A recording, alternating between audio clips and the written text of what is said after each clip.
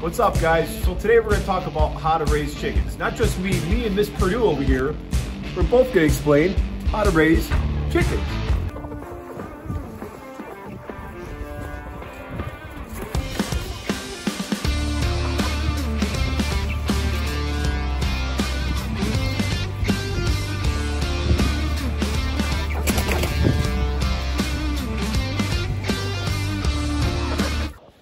All right, guys. So the first thing I'm going to talk to you about is when you receive your chick, put him in a brooder. Now, if you go to your local farm store, towards the end of the season, when you see chicks have feathers on them, the little chicks, they tend to be cheaper. They probably sell them for $1, $2 each.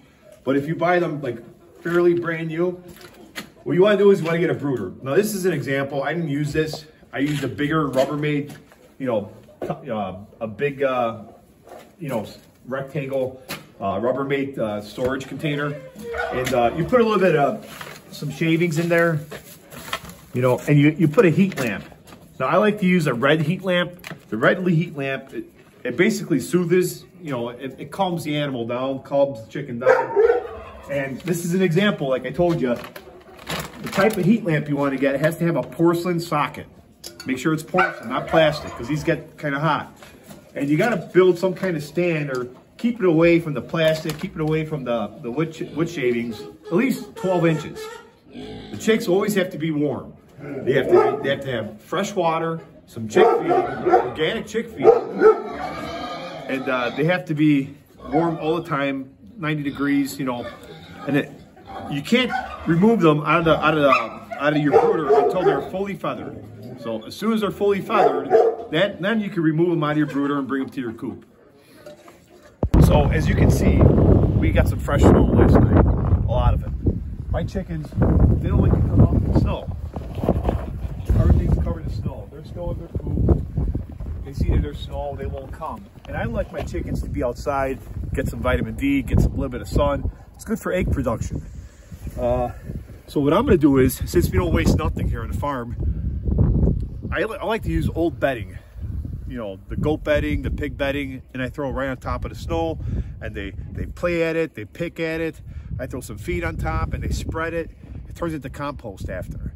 Now, if you guys don't have bedding, if you guys don't have goats or pigs or any of those animals, you could buy wood chips or wood shavings and just throw some on top of the snow, just so they come out a little bit. Eventually, the snow is going to melt and go down, and it'll all flatten up. And then, eventually you could turn that into compost and put it in your vegetable garden and do a bunch of stuff with it. You don't throw nothing out. Everything, there's a reason for everything, purpose for everything. And I can show you here, they're all in there. They're afraid to come out because there's snow.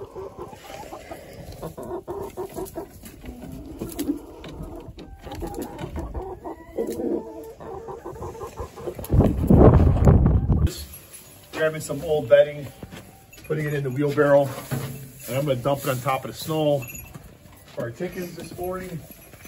And they like this stuff. They'll play in it, they'll move it around, they'll spread it. Hi guys.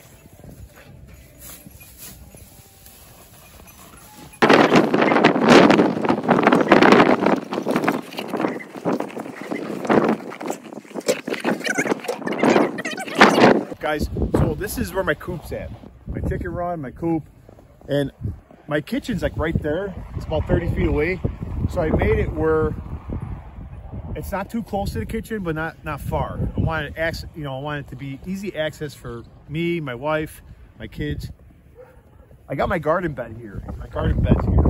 So basically what I did was, my wife needed an egg in the morning, or whoever, they could easily go to the coop, grab some fresh eggs, and when I garden, the weeds I pull out in the late summer, fall, when I'm pulling everything out, I'll feed the chickens, the greens. So basically the garden feeds the chickens, and the chicken manure, the poop, will feed the garden. So that's why I did everything really close to each other. You don't want to put the coop too close to your house. You want to check your city ordinance for noise. You also don't want it close to the house because the rodents, the mice, and things like that. We have barn cats. It's a process of learning. As soon as we got the barn cats, that eliminated all the mice that I don't see anymore. So that's a good thing. But I'm going to show you our chicken coop, our chicken run, and how we do it. Hey guys, so as you can see, my chickens came out. They moved all the my animal bedding around, and you know, they're getting some sun. You know, they're doing good. And this is basically my coop. I'll show you inside. Got my bed. I put a 2x4 because we're in the Midwest. I want their feet to be flat so they don't freeze. So the 2x4 makes them flat. I also got some wood branches here. Now, when you build this coop, you don't have to have an extravagant coop. You know, try to find wood that you have in your garage or in your shed or in your attic, wood that you don't use. If you see some wood in the back of a store, ask the store manager if you can grab it. Some pallets you can make. It doesn't have to be extravagant. All you need is a shelter that has good ventilation, has fresh water, some beds for the eggs, you know, some bedding for the eggs, and nesting boxes. And that's all you really need. You also want to keep the coop kind of high, because in the summertime or in the spring when it rains, the chickens will go underneath for shelter.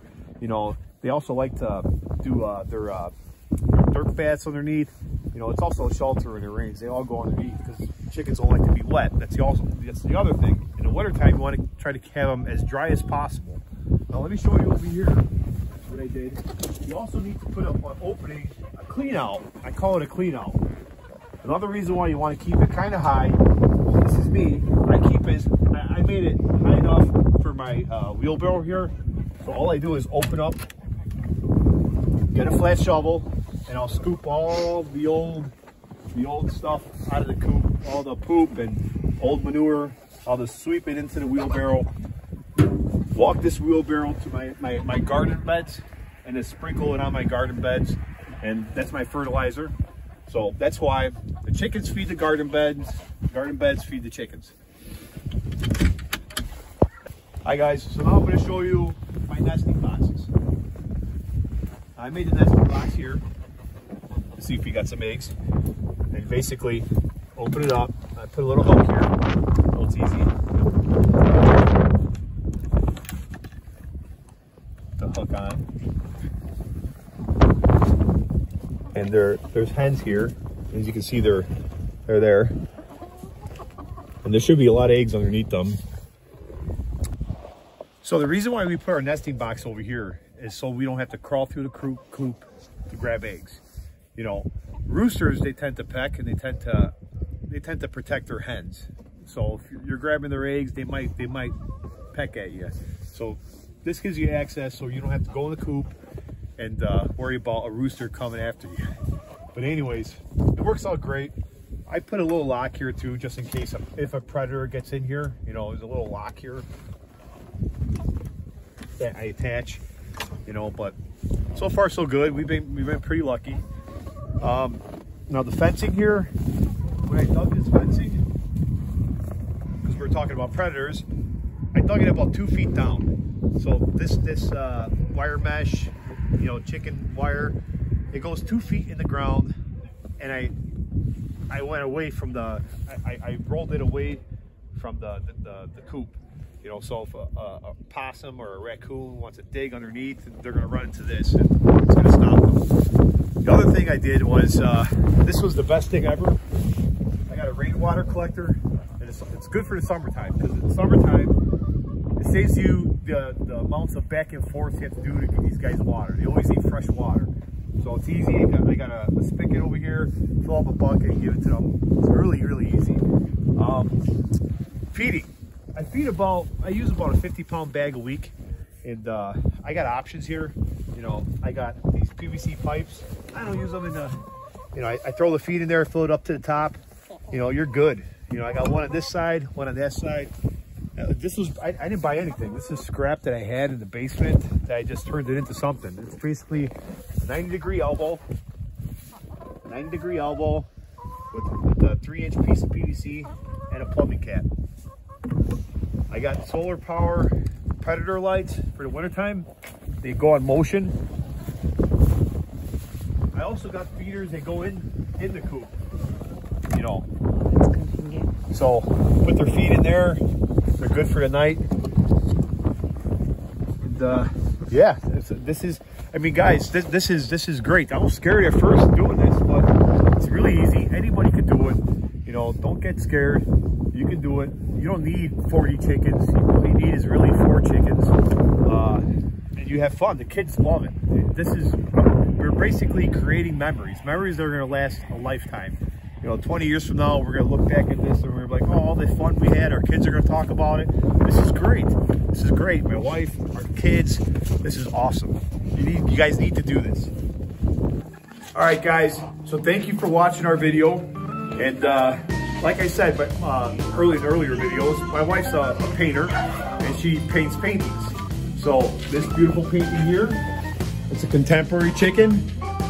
If you guys like and subscribe and comment, make a comment, we're gonna get all your names, put them in a bucket, and do a raffle at the end of the month or end of next month.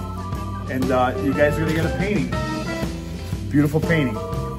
Now my wife paints, and we also have a goat rescue, and she sells paintings, and all the money, all the earnings we get off of her paintings, pay for feed and all the stuff we use for our goats and stuff, helps us out. So Miss Purdue says goodbye, and so do I. You guys can do it. Make it fun.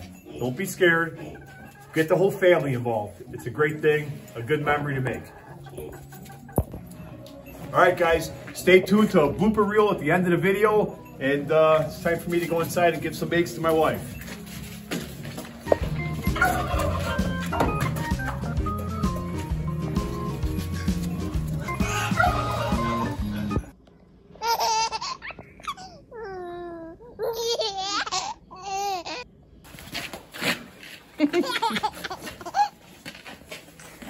Don't get my...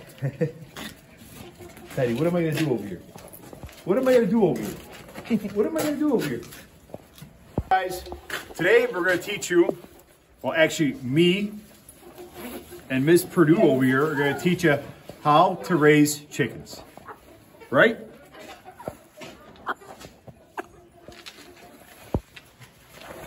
Hey guys, so next we're going to talk about placement of the coop. What's up, Cody? Everybody say hi to Cody. Anyways,